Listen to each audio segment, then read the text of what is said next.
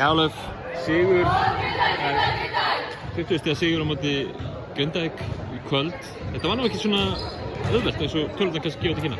Nei, þú veist, mér fannst við gerðum vel í sókninni, en vörnin, ég meina við fáum okkur 85 stig sem er frekar mikið, en á saman tíma skorum við 105 þannig að við vinnum leikinn, en mér fannst vörnin ekki mjög góð í dag.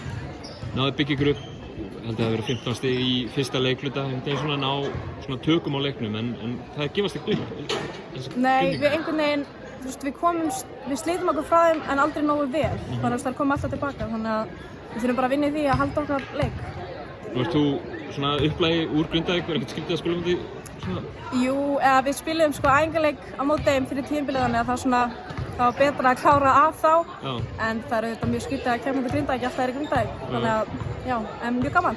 Skorar einhver, ég sé ekki alveg, þú skoraði 15 stig í dag, svona svolítið fyrir ofan meðaltalið, einhver ekstra kraftur sem þú færði að spila á móti Gulum og Blóm? Ég bara fekk fleiri skot, þannig að ég bara nýtti þau og gerði mitt besta. Valur í næsta leik, ykkur gekk vel á móti þeim síðast.